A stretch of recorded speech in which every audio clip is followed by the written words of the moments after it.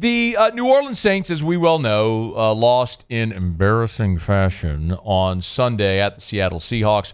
44-13 was the count, and I would love to put this game to bed, and we will very soon after we do this and turn the page to the Saints, which will be another massacre in Buffalo this week. But Pro Football Focus does their grading for every game, and we always like to run through these numbers.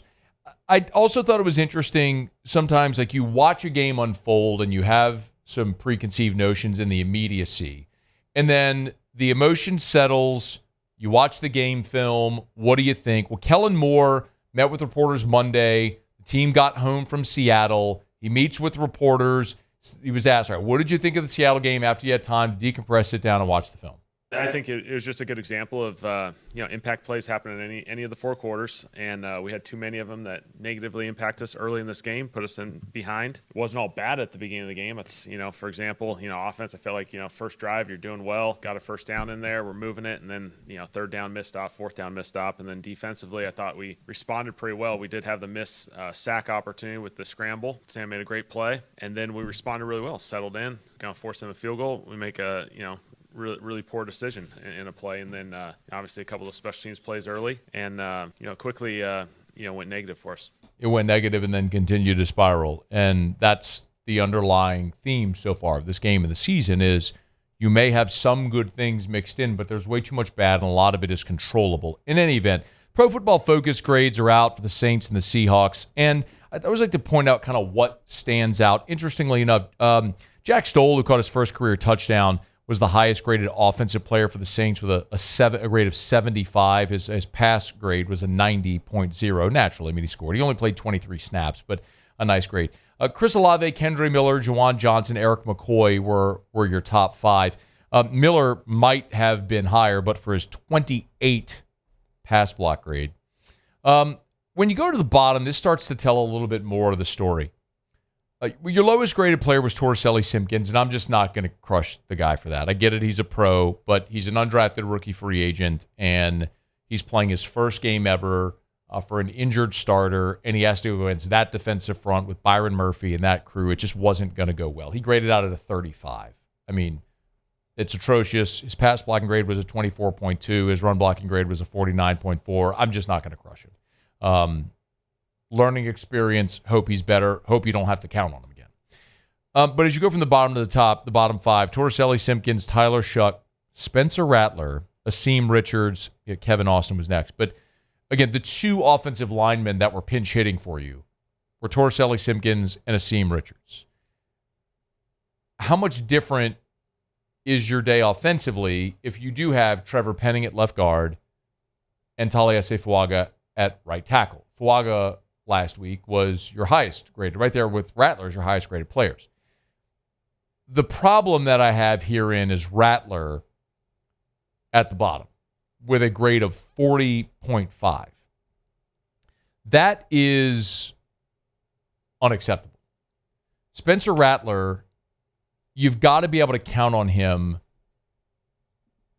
to be much better than this. And the concerning part is in the first two games, he was really outstanding. His grade against Arizona was a 77. His grade against San Francisco was a 75. He was among your highest graded players in those two games. And that really flipped on its head in this one where he was not efficient and it showed as a result of this grade from Pro Football Focus in this ball game. So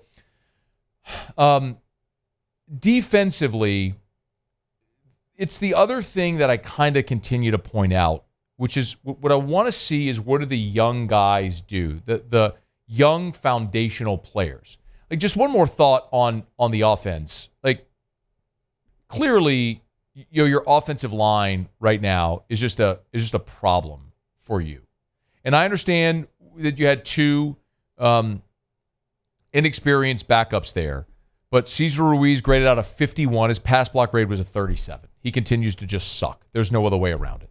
Kelvin Banks graded out a 52. He had a couple of penalties in this game. That's going to obviously ding you. Eric McCoy was the exception. He was your fifth highest graded offensive player overall. And the fourth highest graded starter offensively, he graded out at a 62. Still not great, but better than all the other ones. Defensively, the most concerning thing about this is when you go, just scroll down to the bottom and you look at the lowest graded players defensively from this ball game. Your lowest graded defender was Kool-Aid McKinstry at a 27. 27. You drafted him in round 2 with the idea of thinking, can Kool-Aid McKinstry be a lockdown corner? And I get it. You had to face Jackson Smith and Jigba. But the reality is, in the NFL, everybody has a JSN.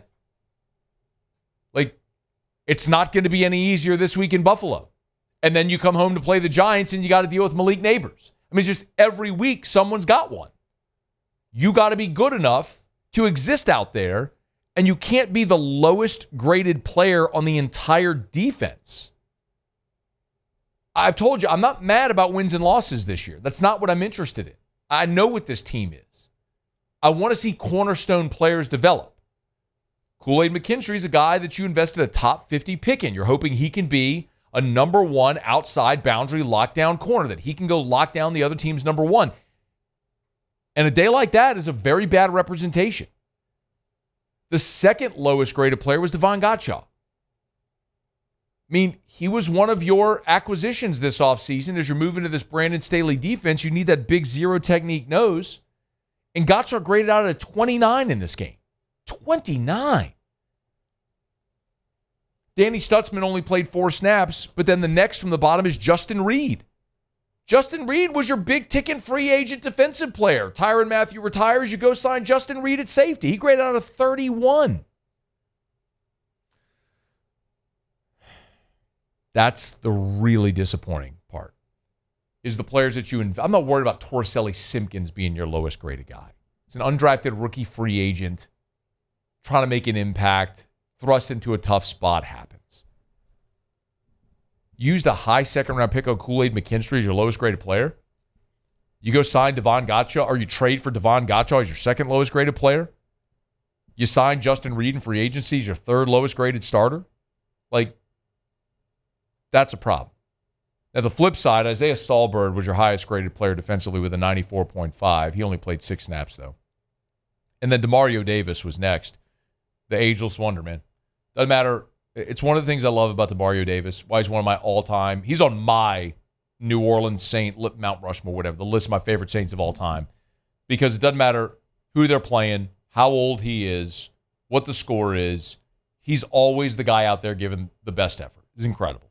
Another amazing day, double-digit tackle day for Demario Davis. He was your second highest-graded defensive player and the highest-graded starter. But the story here might be the guy that was next, is Quincy Riley. So Quincy Riley was your third highest graded defensive player. We only played 18 snaps. Remember, he had a forced fumble. He forced the fumble late in the ballgame. And his coverage grade was a 64. His run defense grade was an 80. His overall grade was a 76. He did have a missed tackle, which dinged him, but he forced the fumble. He had a stuff. He was not targeted, did not allow a reception. Played 4 snaps in the box, 1 in the slot, 13 out wide. And this was a pretty good day for Quincy Riley. Now, because of the day he had, and by contrast, the very poor day that Kool-Aid McKinstry had, Kellen Moore on Monday was asked if Quincy Riley had earned more playing time because of his performance against Seattle. Quincy's a really good player, obviously. We think highly of him. It was awesome to see him out there. I thought the cool thing was, certainly we've seen the coverage standpoint of his skill set throughout training camp and through preseason. For him to, fit that run really well and end up creating a fumble, that was a really good play for him. I thought it was an awesome example of his growth, and so we'll just see how this thing progresses. I want to see more snaps. I don't think it's going to be good for anybody this week. Going to Buffalo, you're a 16.5-point favorite. Buffalo might be the best team in the NFL. They might be. They're on the short list of the best teams in the NFL. And you're going against a guy that's the reigning MVP. So this isn't going to be easy or fun. I don't think it's going to be good. But this is a great opportunity to see how some of these guys stack up when you throw them in the deep end. Hey, thanks so much for watching. Please leave your comments. I love to interact, and be sure to hit the red subscribe button below.